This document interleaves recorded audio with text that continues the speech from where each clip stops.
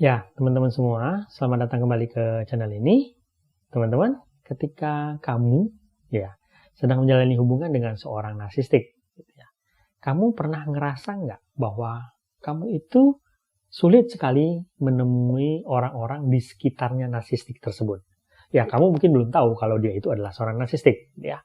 Jadi kamu menjalani hubungan dengan seorang narsistik, dia mungkin akan berkata banyak hal tentang dia, ya, tentang kehebatannya dia. Dia akan berkata bahwa, oh saya ini terkenal di sini, saya tuh dicintai di sini, saya tuh mengenal ini, dan ini, gitu ya.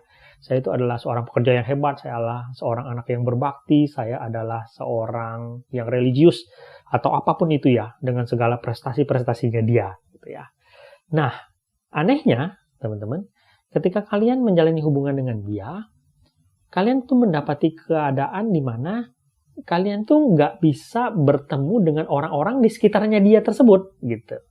Jadi logiknya ketika misalnya dia mengatakan bahwa dia itu orang yang hebat, dia yang dicintai, dikagumi oleh banyak orang, seharusnya kan dia senang ya ketika dia bisa membawa kalian bertemu dengan mereka semua. Dan kemudian bisa menunjukkan betapa hebatnya dia. Kalau orang normal kan harusnya begitu, ya kan gitu. Mereka nggak takut untuk mengajak kamu bertemu dengan orang-orang sekitarnya dia. Tetapi anehnya, ketika kamu misalnya mau bertemu dengan mereka, gitu, kamu mungkin tanpa sadar atau mungkin sadar, kamu mendapati keadaan di mana akan banyak sekali alasan daripada dia untuk membatalkan pertemuan kamu dengan orang-orang sekitarnya dia, gitu ya. Bahkan kalau misalnya sampai pertemuan itu terjadi, kalian tuh akan mendapati keadaan di mana dia tuh kok kayaknya gelisah ya, gitu ya. Dia gelisah dan ingin cepat-cepat mengakhiri pertemuan-pertemuannya kalian. Artinya adalah dia ingin mengisolasi kamu dari orang-orang sekitarnya dia atau orang-orang dari masa lalunya dia. Pertanyaannya adalah, kenapa itu dilakukan oleh seorang narsistik? Ini juga sebenarnya untuk kalian semua teman-teman yang sedang menjalani hubungan, ketika kalian mendapati pasangan kalian tersebut sangat ingin kalian tidak bertemu dengan orang-orang sekitarnya dia atau kerabat-kerabat lamanya dia, itu bisa saja adalah sebuah red flag. Pertanyaannya adalah, kenapa mereka melakukan hal tersebut? Oke ya, mari kita bahas sedikit. Yang pertama, mungkin kalian tahu, ya, kalian bisa menebak. Wah, si narsistik itu kan pembohong ya bang ya. Kemungkinan besar dia nggak mau kita ketemu sama orang-orang sekelilingnya dia, karena dia pembohong. Jadi semua hal yang dia katakan tentang dirinya, itu sebenarnya bohong. Dia bukan orang yang religius, dia bukan orang yang dicintai sama keluarganya dia. Dia bukan pekerja keras, dia itu mungkin saja punya masa lalu yang buruk. Semua reputasi yang dia katakan, itu semuanya adalah bohong. Itulah kenapa, misalnya, dia nggak mau kalian ketemu dengan orang-orang dari masa lalu dia atau kerabatnya dia.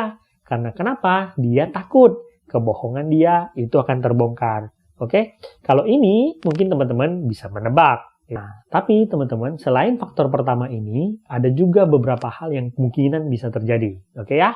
Yang kedua tuh gini nih, teman-teman.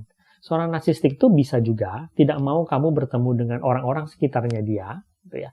Karena sebenarnya dia tuh bisa saja sedang melakukan mirroring atau ya dalam tanda kutip love bombing lah kepada kamu. Narsistik itu teman-teman, kalian harus tahu mereka tuh pintar bertindak seperti bunglon. Kenapa? Karena itu memungkinkan dia untuk melakukan mirroring kepada korban-korbannya dia. Termasuk untuk membuat image dia bagus di mata orang-orang. Jadi kita tahu si narsistik itu bisa berubah-ubah loh. Gitu ya. Misalnya di lingkungan yang membutuhkan religius, dia bisa berubah bersikap seolah-olah dia adalah seorang yang religius. Misalnya gitu. Di bagian yang membutuhkan menjilat misalnya, dia bisa saja berada di dalam sebuah lingkungan pekerjaan di mana dia akan berubah diri dia menjadi seseorang yang punya karakter yang sangat berbeda lah dengan yang kalian kenal. Nah, ketika dia melakukan mirroring kepada kalian, dia akan merubah diri dia seperti kalian, dalam tanda kutip begitu. Nah, ini tentu saja berbeda dengan image-image yang dia tampilkan di tempat-tempat yang lain, gitu. Nah, dia takut tuh teman-teman, ketika misalnya kalian berkenalan dengan orang-orang di sekelilingnya kalian, dan mungkin mengkonfrontasi atau mencari tahu tentang diri dia, kalian akan mendapati banyak kenyataan-kenyataan yang berbeda dengan yang dia tampilkan. Misalnya, dia menampilkan sosok yang religius di depannya kalian. Ternyata di tempat lain, dia bukanlah sosok yang religius. Misalnya begitu. Di depan kalian, dia menampilkan sosok yang sangat hormat kepada orang tua misalnya. Ternyata di keluarganya sendiri, dia sama sekali tidak pernah hormat sama orang tuanya atau hormat kepada keluarga besarnya dia. Nah, ini kan sesuatu yang sangat berbeda dan ini yang sangat ditakuti oleh seorang narsistik sehingga dia berusaha mengisolasi kalian untuk tidak bertemu dengan sekitarnya dia. Nah, yang ketiga, ini nih teman-teman. Yang ketiga dan yang keempat ini akan sedikit unik sebenarnya. Tetapi bukan unik lah teman-teman. Ini sesuatu yang sebenarnya sangat buruk, tetapi sering terjadi tanpa kalian sadari. Oke, yang ketiga, ketika dia nggak mau kalian ketemu dengan sekitarnya dia, teman-teman, itu bisa saja sebenarnya dia punya supply yang lain. Artinya dia mungkin sedang berselingkuh. Jadi dia harus menutup akses kalian untuk bertemu sekelilingnya dia yang mungkin saja kenal selingkuhannya dia. Sehingga dia harus menutup akses informasi kalian untuk menutupi perselingkuhannya dia. Oke? Nah, tetapi teman-teman, ada satu lagi kemungkinan. Ya, ini yang kemungkinan keempat.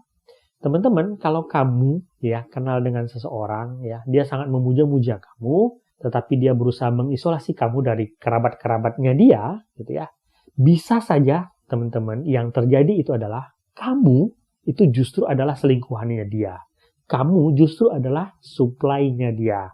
Jadi banyak teman-teman, ya para korban narcissistic abuse gitu ya, yang merasa terlena ketika kalian bertemu dengan seseorang, dan belakangan kalian baru tahu gitu. Ternyata kalian itu dijadikan supply atau selingkuhannya dia. Ternyata si narsistiknya itu sudah pernah menikah atau sudah menikah. Sudah punya pasangan gitu ya. Dan ketika bertemu kalian, dia mengaku kepada kalian kalau dia masih single ya. Dan kemudian kalian menjalani hubungan dengan dia. Tetapi anehnya, kalian mau bertemu keluarga besarnya dia, kalian mau bertemu teman-temannya dia, kalian nggak pernah bisa melakukan hal tersebut. Ya kenapa? Ya karena kalian itu diisolasi supaya ya perselingkuhan dia dengan kalian itu nggak ketahuan oleh pasangan aslinya dia. Tentu bagi kalian ini sangat-sangat menyakitkan, gitu kan? Karena kalau kalian tahu keadaan sebenarnya, tentu kalian nggak mungkin mau dijadikan selingkuhan, kan begitu. Nah, ini yang kadang-kadang tidak terpikirkan oleh supply-nya si NPD, karena mereka selalu menganggap bahwa oh ya, ini soal perselingkuhannya si NPD di luar. Padahal kalian bisa saja sebenarnya dijadikan objek kedua tanpa kalian ketahui. Nah, yang kelima, gitu ya. Si narsistik itu bisa saja juga tidak ingin kalian bertemu dengan orang-orang sekitarnya dia atau orang-orang dari masa lalunya dia. Itu karena bisa saja dia juga ingin menjaga perasaan supply lamanya dia. Ini sedikit dicik ya, teman-teman. Dia mungkin saja sudah putus dari supply lamanya dia. Oke? Dan kemudian menjalin hubungan dengan kalian. Oke? Tetapi kita tahu si narsistik itu kan selalu menganggap supply itu menjadi milik dia selamanya. Dia selalu ingin punya keinginan atau kemungkinan gitu ya bahwa dia bisa kembali ke supply lamanya dia. Jadi dia bisa saja mendapatkan supply baru yang mana adalah kalian, tetapi dia ingin kemungkinan untuk kembali ke supply lamanya itu tetap ada. Nah, supaya kemungkinan itu bisa terjaga, dia kemudian sengaja menyimpan kalian untuk tidak diperlihatkan. Jadi, seolah-olah dia akan menunjukkan kepada supply lamanya bahwa, oh saya tuh masih single. Setelah lepas dari kamu, saya tetap menjaga diri saya, dan saya tetap setia kepada kamu. Gitu ya. Jadi, kalau kapanpun misalnya dia ingin kembali ke supply lamanya, dia bisa bersikap seolah-olah dia tetap menjaga perasaan supply lamanya. Padahal yang terjadi sebenarnya adalah supply barunya sengaja dia isolasi, tidak dia perlihatkan kepada siapa-siapa, supaya image dia itu tetap terjaga. Yang terakhir teman-teman, ya kita udah tahu gitu ya, salah satu alasan kenapa si narsistik itu selalu menjaga supply lamanya dan supply barunya itu tidak saling berhubungan, itu adalah supaya dia bisa melakukan triangulasi. Triangulasi adalah salah satu teknik favorit yang sering dilakukan oleh seorang narsistik. Dan keberhasilan triangulasi itu terletak pada faktor di mana semua supply-nya tidak boleh saling mengenal. Supaya dia bisa berada di tengah untuk mengontrol informasi yang beredar antara dua supply-nya. Jadi dialah yang menentukan informasi apa yang sampai pada supply 1 dan informasi apa yang sampai pada supply 2. Dia yang mengendalikan informasi tersebut. sehingga dia bisa bebas menciptakan realita yang dia inginkan, yang kita tahu itu pasti akan menguntungkan dirinya dia. Jadi, kalian diisolasi supaya tidak bisa bertemu dengan orang-orang dari masa lalu dia atau kerabat-kerabatnya dia, supaya kalian tidak punya informasi yang cukup tentang siapa dia sebenarnya, sehingga kalau dia perlu melakukan triangulasi, dia bisa melakukan itu dengan leluasa. Nah, teman-teman, itu adalah beberapa faktor mengapa seorang narsistik itu mengisolasi kalian dari orang-orang sekitarnya dia. Oke? Ingat sekali lagi, teman-teman, kalau kalian menjalani sebuah hubungan di mana kalian mungkin sangat sulit untuk bertemu orang-orang sekitarnya pasangannya kalian, ya, kalian mungkin harus berpikir untuk berhati-hati akan hal tersebut. Saya tidak mengatakan bahwa itu pasti adalah sebuah kejanggalan, tetapi mungkin ada baiknya kalian berpikir tentang hal tersebut, karena itu bisa saja menjadi sebuah red flag. Semoga video ini berguna. Sampai jumpa di video berikutnya.